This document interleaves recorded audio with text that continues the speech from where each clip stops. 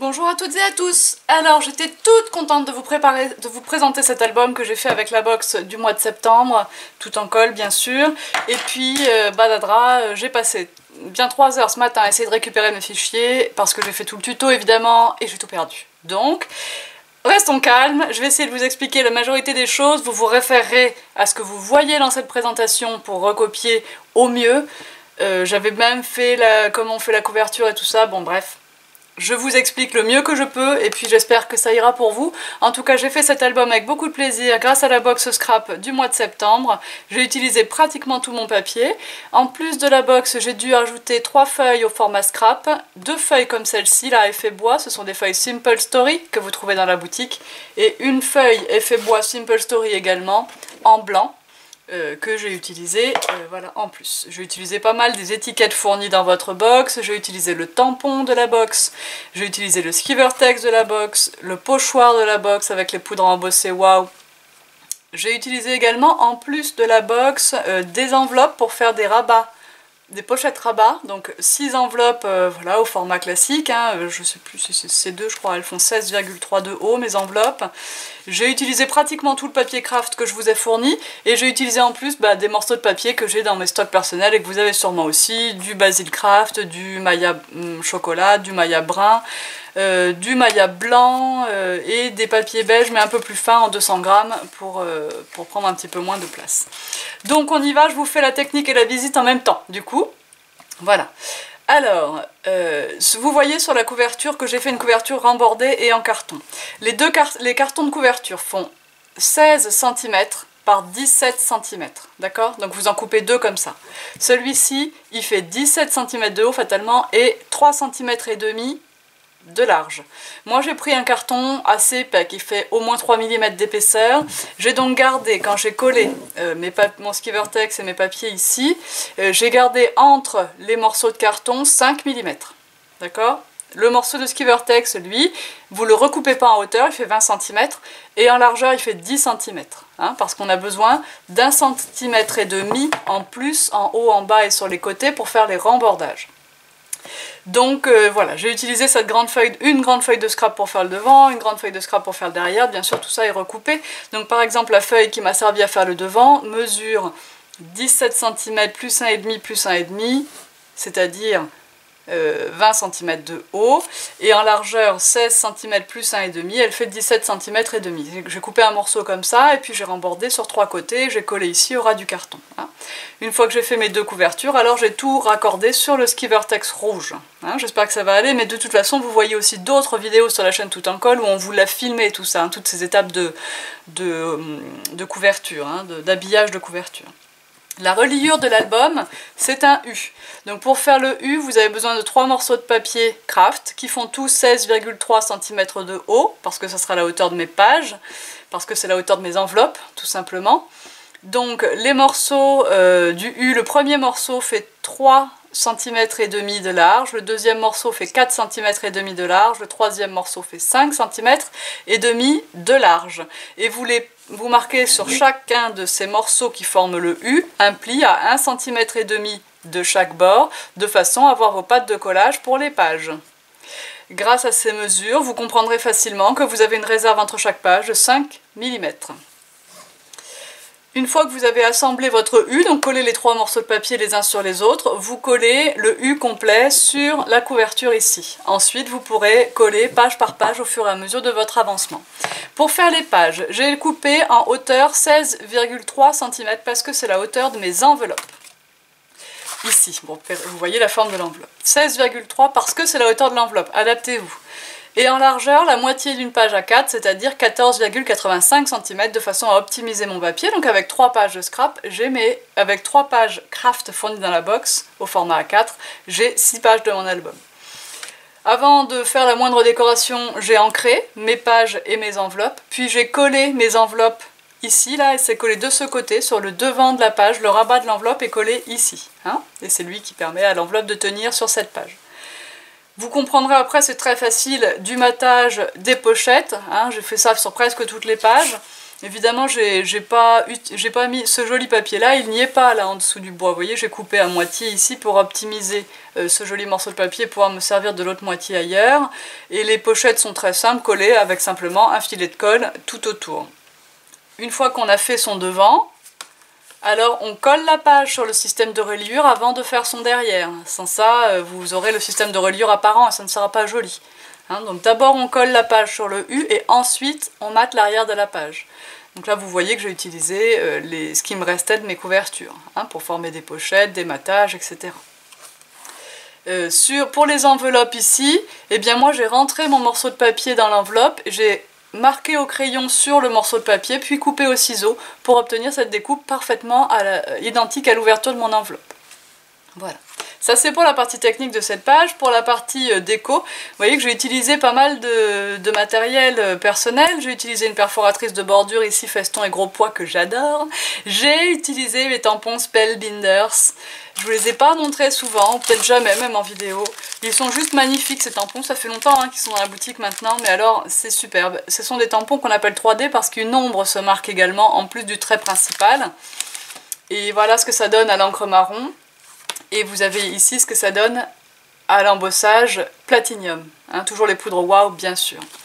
Ici, j'ai également fait une petite étiquette avec le tampon fourni dans la box à l'embossage et la poudre Wow Bark. Ici, c'est une découpe Spellbinders pour habiller un peu le coin en haut. Dans ces doubles pages, ici, vous allez voir des découpes, un die qui est percé pour ajourer les pages. J'ai pris le die Kaisercraft. Sachant, il me semble que je l'avais à la main il y a 2 secondes, sachant qu'il y a le même effet en un petit peu moins fin chez Sizzix, aussi disponible dans la boutique. Hein. Tout ce que j'utilise bien sûr est disponible dans la boutique. Voilà, j'ai fait des découpes avec médailles de jolies formes pour ici venir meubler un peu et accueillir les photos. Voilà. Pour cette partie-là. Alors ici, j'ai fait un cadre marron, j'ai évidé le centre parce que je ne voulais pas perdre de papier, donc le centre du cadre marron, eh ben, il est là, hein, tout simplement. J'ai ensuite fait un cadre, donc le cadre marron, là je l'ai fait au massicot, hein, les bords sont droits. Le cadre craft, c'est un grand rectangle festonné qui est présent dans l'ensemble Blueprint 27 chez MFT. J'ai là aussi évidé au milieu. Je l'ai recollé ailleurs, cette partie centrale, et j'ai créé de la hauteur avec de la mousse 3D. Le cadre craft qui est collé avec de la mousse 3D. J'ai réalisé des tampons de texture en paper artsy à plusieurs endroits dans cet album, parce que je trouve que ces tampons habillent très bien, et ils sont pas chers du tout, donc ça tombe bien. Et puis au milieu, j'ai collé sur de la mousse 3D une étiquette que vous avez dans votre box. Voilà, voilà. J'avoue que j'adore cet album, hein, qu'on va pouvoir mettre un nombre de photos assez incalculable. Ici, ben, j'ai fait une découpe, moi, avec un die, mais bien sûr, vous pouvez très bien couper massicot, il n'y a aucun problème. Et l'encre Distress que j'ai utilisée dans tout l'album, pour faire les ancrages de papier comme ça, je préfère les encres Distress classiques, hein, toujours. Et là, c'est la Gathered Twigs. Donc au dos, pareil, j'ai fait des découpes de tac, il faudra que je termine de décorer, hein, ajouter un œillet, un ruban, faire quelques tamponnages, des faux textes, ajouter un peu d'encre, un peu de couleur, enfin, bien sûr, il faudra faire tout ça, mais si j'avais attendu de tout finir, alors en plus avec les problèmes techniques, vous auriez eu la vidéo dans 3 mois. J'ai préféré quand même ne pas tout terminer et vous montrer le résultat que ça pouvait donner. Ici un grand matage, donc le montage des pages c'est toujours pareil, hein. On encre, on colle l'enveloppe sur la première page et après on travaille. Ici un grand matage avec cette magnifique feuille de papier et j'ai prévu ça éventuellement pour coller une photo dessus, mais peut-être que je ne le mettrai pas. Hein. Peut-être que je le mettrai, mais peut-être que je ne le mettrai pas. On verra, donc je l'ai laissé là. Ici, j'ai utilisé, donc il y a 4 die textures hein, dans les lots, je crois que c'est juste 3 dans Sizzix ou peut-être 4 aussi, j'avoue que je ne l'ai pas sous la main. Et du coup, j'ai bien aimé faire mon ancrage comme ça et voir l'encre du coup sur ce côté-là, c'était sympa. Je n'ai pas donné la dimension, ça c'est un format A5, c'est donc la moitié d'un format A4 tout simplement, j'ai coupé une feuille A4 en 2. C'est un papier de 220 grammes, genre DCP Clairefontaine celui-ci. Hein. Vous voyez qu'il est très souple, hein, il ne faudrait pas le mouiller, hein, ça n'irait pas. Et puis là, attention. Hein. D'ailleurs, c'est pas parce que le papier est fin qu'il se coupe forcément mieux avec les die, attention. Hein, des fois, trop de mollesse n'aide pas. Un petit coup de scalpel a été nécessaire ici pour terminer certaines découpes. Ici, vous voyez un tampon, je vous les ai montrés tout à l'heure, Spellbinders également, des doodlings que vous pouvez faire à la main si vous êtes à l'aise. Mais bon, moi j'ai préféré faire le tampon, hein, je suis plus sûre comme ça, voilà. Et bon, bah, pour ce petit tag double page qui vient venir accueillir vos photos. Vous reconnaissez ici le papier dans la box. Voilà. Un petit papier bois pour faire le matage. Ici, on recommence avec une pochette qui est faite dans l'autre moitié de la première page, ici. Et qui est perforée. Attention quand vous faites des perforatrices avec des trous comme ça, méfiez-vous de faire ça dans des papiers qui sont pratiquement unis. Hein, parce que si vous êtes dans un motif et les trous, bah, ça se voit pas. Enfin, je trouve que c'est pas très joli. Voilà, je vous le dis comme je le pense. Ici, un grand matage qui vient sous une pochette qui est réalisée avec le papier craft de votre box, hein, puisque celui-là, il nous restait 2 pages, hein, donc on avait quand même de quoi faire encore des pochettes et tout. Donc une bordure avec un die MFT, un papier ancré bien sûr toujours, ça forme une pochette. Donc le papier brun ici va venir accueillir une photo évidemment. L'étiquette ici, j'ai gratté autour avec ma paire de ciseaux, puis passé de l'encre seulement sur les arêtes. Et ici, j'avais cette frise, moi, puisque vous savez qu'on avait 2 pages, une box sur 2 d'étiquettes, enfin différentes pour une, voilà, pour une box sur 2. Et moi, j'avais ces frises, donc j'ai utilisé une de ces frises ici. Là, un tampon Bobeni, une rose Bobeni, qui est, je sais pas, j'ai tous les tampons sous les yeux normalement, mais j'avoue que je suis tellement déçue d'avoir perdu la partie technique. Voilà, cette rose de chez Bobeni, Floral Stamp, que j'ai embossée avec Vintage Peacock, là, toujours la poudre embossée, waouh, hein, je n'en démords pas, et cette poudre est juste magnifique, bleu pailleté, mais avec un petit effet, je sais pas comment vous décrire ça, elle est juste magnifique. Et donc dedans, je l'ai fait avec l'encre Versafine Vintage Sepia, parce que j'aime bien utiliser les encres Premium Dye MFT qu'on trouve en lot de 4, mais elles adhèrent moins bien sur les tampons silicone. J'avoue que j'ai beau gommer, frotter, faire tout ce qu'on veut, ça adhère moins bien. Du coup, je l'ai fait directement à la Versafine. Là, moi, je n'avais pas de souci. Et puis voilà. Quand j'ai fait les tags, là, les die pardon, pour percer mon papier, j'ai fait attention que ça tombe sur des enveloppes où j'avais un papier uni en dessous. Vous voyez par exemple, si on a une pochette comme ici, c'est pas uni, vous voyez, il y a du rose, du blanc et même de l'étiquette. Je ne l'ai pas fait parce que ça n'aurait pas fait aussi joli. Hein. Voilà, là j'aime bien qu'on ne voit qu'une seule chose en dessous. Là il n'est pas perturbé. Voilà, donc le même principe, toujours matage étiquette, matage pochette, des petits inserts.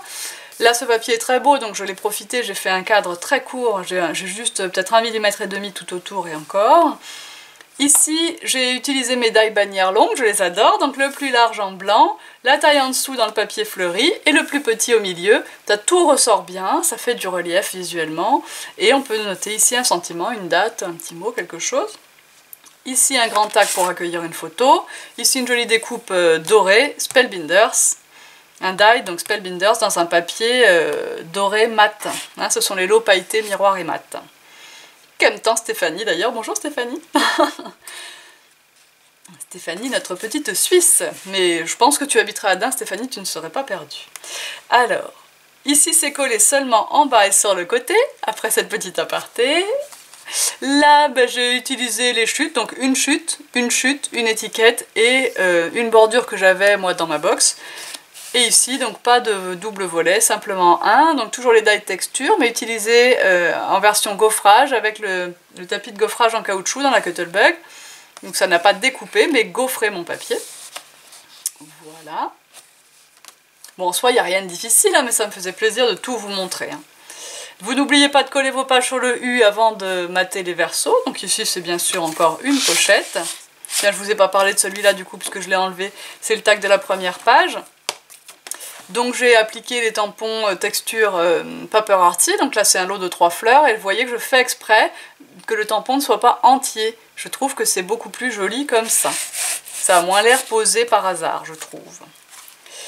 Tout ça pour revenir à cette page-ci. Alors j'aime tellement ce papier-là qu'il était hors de question que je le cache avec une photo. J'ai donc décidé de mettre une belle étiquette en bois. L'étiquette en bois, vous l'avez dans votre box, mais les étiquettes en papier, comme celle que vous voyez derrière, c'est dans mes jolies découpes qu'elles se trouvent. Le lot numéro 6, celui du mois de septembre. Et le tampon Photo Bonheur, c'est un tampon d'une planche Artemio que j'ai embossé à l'encre, à la poudre embossée Wow Bark. Ici, un grand matage, on verra bien ce que j'en fais. Là, ben pas le double volet puisque ici c'est pas uni, donc un simple volet, une bordure. Bien sûr vous pouvez reproduire ce genre de bordure avec des perforatrices, avec tout ce que vous voulez, hein. Et ici encore un tampon Spellbinders que j'ai volontairement réalisé de façon à ce qu'il dépasse un peu.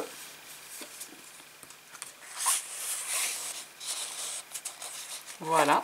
Ici j'ai formé une petite pochette avec une chute de craft et une bordure, et je pourrais venir mater quelques étiquettes pour les glisser là, juste pour décorer.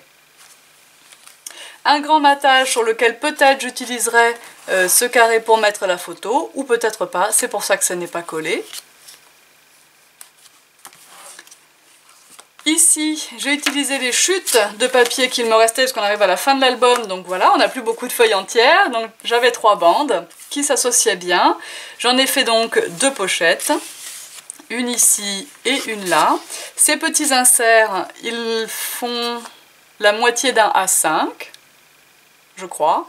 Oui, c'est ça, la moitié d'un A5 et je les ai pliés en 2. J'ai mis une petite étiquette devant, je trouvais que c'était joli, puis un beau tampon derrière. Un tampon que vous avez eu dans une box précédente, il y a peut-être l'an dernier, je ne sais plus quand. L'amitié et la combinaison des rencontres réussies. Voilà, c'est un tampon Artemio. Sur celui-ci, vous voyez cette étiquette. Je crois que je n'ai pas fait de tampon sur celui-là, mais bien sûr, ça n'est pas complètement fini tant qu'on n'en est pas à l'étape des photos. Voilà. Ici, j'ai oublié de faire l'insert et j'ai une pochette. Pour la dernière page, j'avais cet insert double que je ne pouvais pas réutiliser dans les enveloppes puisque je n'avais plus d'enveloppe avec un papier uni ici au fond. J'avais toujours quelque chose qui venait perturber mon regard à l'intérieur, c'était pas beau. Donc j'ai décidé de le coller ici, seulement sur 3 côtés, 1, 2, 3, comme ça j'ai formé une pochette. Et ici j'ai encore une jolie bordure, et dessous, j'étais presque déçue de le cacher, mais j'ai le beau papier beige avec les pois plastifiés. Donc pour l'encre, la prise de l'encre, c'est vraiment parfait. Et voilà, donc je peux glisser un petit truc là. J'ai vieilli une étiquette comme tout à l'heure. Et bon, j'ai de la place ici pour coller une ou 2 autres photos. Ici, cette étiquette, vous l'avez dans votre box, mais je n'aimais pas ce qui était écrit au milieu. Donc j'ai tout simplement redécoupé avec un die, ou même une perforatrice, hein, un cercle. Et dans ce cercle, j'ai fait mon tampon inclus dans la box 100% tout en colle, petit bonheur ensemble. Et je trouve que du coup, maintenant, c'est parfait. Voilà, je n'ai plus ce texte en anglais dont la signification ne convenait pas à la box. Ici, j'ai fait 2 découpes, hein, toujours avec mes papiers. Mes die, je veux dire, de façon à pouvoir glisser encore des petites choses ici et cacher un petit peu ce papier ici qui me plaisait moins. Quand on a parlé de la couverture tout à l'heure, sachez qu'on colle d'abord les papiers sur les cartons, puis les cartons recouverts de papier sur le ski vertex, et à la fin, on découpe une bande, vous la voyez ici, là, le fond bois qu'on voit des 2 côtés, qui fait la même hauteur que ces 2 pages là, mais en largeur, qui fait la même largeur que le ski vertex. Hein, donc c'est 10 cm de large, et en hauteur j'ai fait un trait, parce que je me souviens plus. Mais ces pages là, je les ai pas recoupées en hauteur, me semble-t-il, elles sont entières, donc elles font 6 pouces et demi, puisque c'est la taille des papiers Kaisercraft. Voilà, j'ai dit plein de choses. Ah, pour la couverture, ici j'ai pris le pochoir, j'ai pris mon doigt de mousse spécial Versamark ou encre pour embossage, j'ai passé mon doigt de mousse dans le pochoir, comme j'aurais passé de la peinture. Ensuite, j'ai mis ma poudre, alors ici j'ai choisi Turkish Night, ça se voit pas bien à la caméra, mais Turkish Night c'est vraiment magnifique. Et j'ai reproduit ensuite ici, et puis j'ai embossé. Voilà, j'ai fait un embossage sur mon étiquette avec le tampon Petit Bonheur ensemble, j'ai réalisé d'autres étiquettes ici. Collé le cadre en bois, attention avant de le coller, je l'ai ancré avec l'encre Distress Gather Twix pour le foncer un peu. Et une fois collé, j'ai passé tout autour, vous voyez qu'il brille, un filet de Crystal Drop transparent de la marque Stamperia. Et bien voilà pour cet album, j'espère que vous allez réussir à le faire, franchement. N'hésitez pas à me poser des questions. Mais je vais essayer de mettre du coup pas mal de photos dans le club tout en colle sur Facebook pour que vous puissiez vous y retrouver. Et puis je vous dis à bientôt. Bye bye et bon scrap!